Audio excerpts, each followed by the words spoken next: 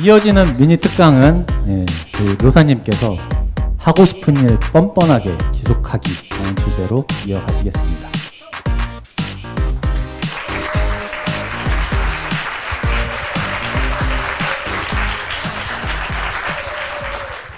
저도 어쩌면 맥락은 드리머랑 좀 비슷한 얘기가 될 수도 있을 것 같은데요. 저도 2년간 이 컨텐츠를 제작하면서 느꼈던 이야기들을 한번 해보려고 합니다.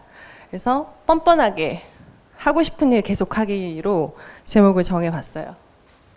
아까 이제 드리머 얘기한 것처럼 제가 고속버스 터미널에서 떡볶이를 먹고 있었어요. 근데 카톡이 온 거예요. 카톡을 딱 봤더니 빠숑님이더라고요. 그래서 로사야, 독서 팟캐스트를 만들어 보려고 하는데 할 생각이 있니? 그렇게 물어보는 거에서 네, 할게요.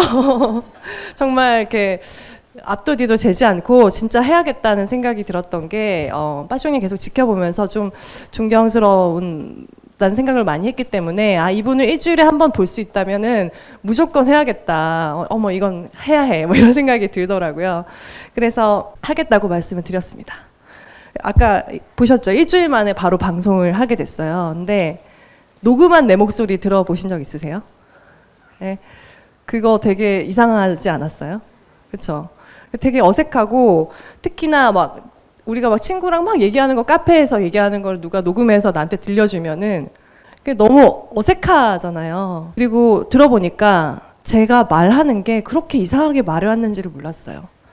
그까 이 말을 되게 많이 하고요. 그거 좀 이런 말도 되게 많이 하더라고요. 그래서 정말 아까 드리머 편집하는 것처럼 편집이 없었으면은 너무 힘들 정도로 이렇게 내가 말을 했었구나. 너무 마음이 힘들었었어요. 어렵고 너무 힘들더라고요.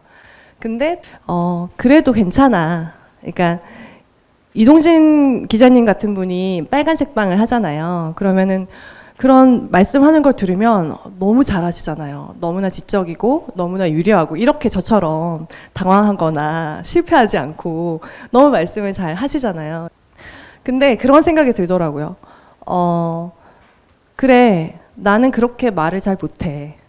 근데 지금도 뻔뻔하게 지금 해나가고 있는 거예요, 지금. 근데 이렇게 보통의 사람이 이렇게 얘기하는 것도 의미가 있지 않을까? 정말 왜 전문가들이 똑똑하게 얘기하고 자기네들끼리 막 엄청 전문적인 용어를 써서 얘기를 하는 것뿐만 아니라 그냥 보통 사람의 눈으로 얘기하는 게 재미있거나 가치 있지 않을까? 이렇게 합리화를 시작했습니다. 그래, 뭐 내가 말하면 되지 뭐 이렇게 합리화하니까 좀 편해졌어요. 그럼 어느 순간 좀 편해지니까 청취율도 진짜 오르더라고요. 그래서 이제 게스트를 조금씩 모시기 시작했어요. 그래서 게스트 분들이 나오기 시작하는데 처음부터 굉장히 멋진 분들이 많이 나오셨거든요. 그러다가 어떤 분이 나오셨는데 그분이 한 명인데 연세대도 나오시고 하버드도 나오시고 MIT도 나와서 한 명인데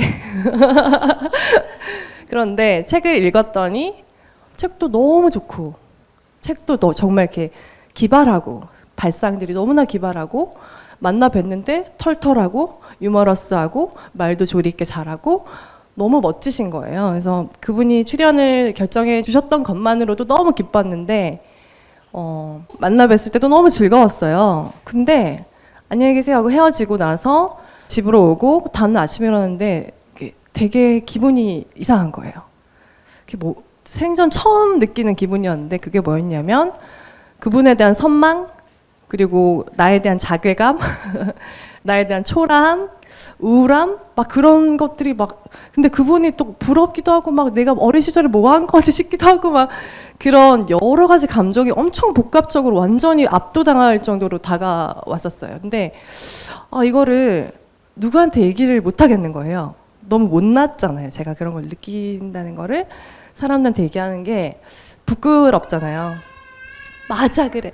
그래가지고 그래서 그래도 이제 친한 친구 언니랑 얘기를 하다가 제가 좀 그런 감정을 느꼈다고 얘기를 했어요. 그랬더니 그 언니가 저한테 이렇게 얘기를 해주시더라고요.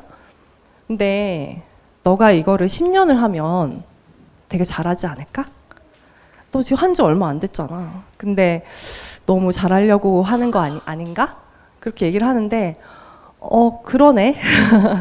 그러니까 우리는 항상 훈련된 사람들, 잘하는 사람들, 정말 재능 있는 사람들의 모습을 제일 그런 사람들이 눈에 보이니까 보는데 이렇게 막상 나는 그렇게 되기가 처음부터 될 리가 없는데 거기에 너무 집착했던 것 같아요. 그리고 저는 두 아이의 엄마이기도 하고 또 아내이기도 하고 또 이렇게 디자이너로 일을 하고 있기도 하거든요. 그러다 보니까 목요일에 이제 저희가 보통은 녹음을 하는데 너무 바빠요. 워킹맘들 정말 존경스러운데 막 아침에 화장도 해야 되지, 뭐 책은 정리가 다 됐는지 안 됐는지 막 약간 막 마지막까지 한 페이지 막 더 보고 막 이렇게 하거든요, 녹음할 때. 막 그러지, 뭐 카메라도 챙겨가야 되지, 배터리도 충전했는지 봐야 되지, 막 너무너무 챙길 게 많아요. 게스트분들한테 편지라도 한 장 써서 드리고 싶고 막 이러니까 정말 정신이 없는 거예요. 근데 가족들이 바쁘지 않을 때, 뭐 아프지 않을 때는 도와주죠.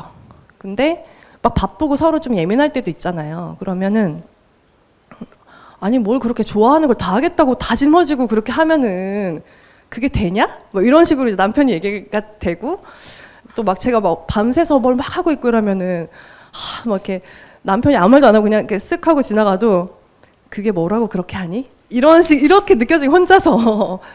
그러니까 그리고 또 이제 제가 초반에 이제 다독다독 시작한 초반에 막 예쁘게 꾸미고 시어머니가 집에 오셨어요. 그래가지고 어머니 이제 다녀오겠습니다 이러니까 어디 가니? 그러는 거예요. 그래서 저 팟캐스트 녹음하러 가요. 그러니까 어머니가 그 뭐하러 가는 건지 이해를 잘 못 하시는데 저도 설명을 잘 해드렸어야 했는데 어머니도 이렇게 막 치마 입고 막 나가는 거 막 화장하고 뭐 하고 나가는지 모르겠는데 근데 그래도 저는 뻔뻔하게 이제 남편이 약간 다독다독 건드린다 하는 거에 대해서 그러면 으르렁 됐어요. 이거는 내가 정말 하고 싶은 거니까 뭐라고 하지 않았으면 좋겠다. 또 어머니께도 오은영 박사님 나오셨잖아요. 어머니, 제가 오은영 박사님이 나오셔서 방송했었어요. 그 우리 아이가 달라졌어요. 그 선생님 있잖아요. 예쁜 선생님. 그분이랑 저 얘기했어요. 뭐 이러고 어머니, 안선영 씨 아시죠? 안선영 씨 어머니. 이러면서 그분이랑 밥 먹었어요. 이렇게 자랑을 계속 했고 이번에도 책 나왔을 때도 저희 팟캐스트에서 책이 나왔다고 어머니께 이렇게 드리니까 이게 뭐냐 이러고 궁금해하시고 이렇게 보시더라고요. 그리고 남편도 이제 이렇게 얘기하더라고요. 그러니까 처음에는 뭐지 막 이렇게 했었는데 지금은 이제 남편이랑 같이 일하는 분들이 저기 혹시 다득도둑의 김노사 씨가 와이프세요? 이렇게 물어보더래요. 그래서 맞는데 이러면서 뭐 잘 하고 있나 보다 이렇게 되는 거예요. 그래서 조금씩 더 뻔뻔해질 수 있게 되는 그런 느낌이에요. 근데 이제 이렇게 잘 지내다가도 아까도 제 댓글이 되게 예민하다고 했잖아요. 읽어볼게요. 여자분 아나운서인가요? 목소리 참 청아하고 좋으신데 지금까지 들었지만 책에 대한 사고의 깊이가 너무 얇은 느낌이 많이 듭니다. 정독한 거 맞나요? 배경 지식이라든지 그런 것들도 마찬가지고 솔직히 좀 대학교 애들보다 수준 이하인 것 같으면서 솔직히 너무 아쉽습니다. 이렇게 말을 하셨어요. 근데 듣고 되게 뭐라고 해야 되지? 너 너무 못생겼어. 혹은 너는 좀 아니야. 뭐 이런 식으로 하면 이렇게 좀 말도 안 되는 댓글이면 무시를 할 수가 있는데 제가 되게 고민하던 부분이었거든요. 되게 깊게 읽으면서도 재밌게 일목요연하게 전달하고 싶다. 그런 생각을 되게 많이 했었는데 이분이 콕 집은 거예요. 그래서 너무 속상해서 되게 많이 읽었어요, 이 댓글을. 여자분 아나운서인가요? 목소리 참 청하고 좋으신데. 근데요, 계속 읽다 보니까 뭐가 보인 줄 아세요? 책의 깊이가 너무 얇다는 거예요. 얕은 거 아니에요? 그쵸? 그리고 뭐지? 지식이라든지 던지 아니고 든지거든요. 그래서 그러니까 이런 거를 뭐 지적하고 이런 게 아니라 이분도 부족한 점이 있는 분이구나. 그러니까 저처럼 그리고 이분도 뭐 이렇게 더 좀 깊이 있는 방송 듣고 싶어요라고 좋은 뜻으로 말씀해 주신 거겠지만 저로서는 되게 좀 가슴이 아팠어요. 그래서 이거에 대해서 난 어떻게 생각하고 어떻게 받아들이면서 살아야 되지? 이런 생각을 했는데 이때 들었던 게 제가 더 뻔뻔해지게 생각을 했던 게 뭐냐면 그래 누구나 자기가 굉장히 유능하게 하는 거 있잖아요. 내가 잘하는 거, 연습된 거, 그런 거는 펼쳐 보이기 너무 쉽잖아요. 이렇게 그냥 하는 거예요, 그냥. 근데 내가 못하는 줄 알면서도 계속 보여줄 수 있는 거, 그거 아무나 못하는 거 아닌가? 뭐 이런. 네. 오늘 강의도 완벽했어야 됐는데 아무튼 진짜 네, 그래도 도전을 해야겠다. 그런 생각을 하게 된 거죠. 저는 정말 다독가도 아니고 사상가도 아니지만 제가 책을 좋아하는 3가지 이유가 있는데요. 첫 번째는 궁금해서 읽거든요. 그냥 너무 궁금해요. 저는 지식은 일천하지만 호기심을 잊지 않았다는 게 저의 장점이라고 생각을 하거든요. 지금 끄덕끄덕 해주신 당신이 너무 궁금합니다. 식사는 하셨나요? 그리고 막 지하철에 막 학생들 앉아 있잖아요. 그러면은 쟤는 무슨 생각하면서 살까 너무 궁금해요. 그리고 책에 무슨 홍보 문구 뜨잖아요. 그럼 갑자기 뭐 철학이 어쩌고 이렇게 얘기하면 그 철학이 뭐지 너무 궁금해요. 그래서 자꾸 책을 읽게 돼요. 그리고 두 번째로는 굉장히 실용적인 이유로 책을 읽어요. 뭐 예전에 그런 책도 있었잖아요. 전셋집 인테리어 이런 책도 있었잖아요. 그래서 정리 못하면 정리법, 고양이 키우면 고양이 키우는 법, 아기 낳으면 뭐 육아법 뭐 이런 식으로 실용적으로 되게 많이 읽게 되고요. 세 번째는 제가 이렇게 자랑하고 싶은 것과 그리고 모르는 것을 감추려고 하는 그 2가지 마음.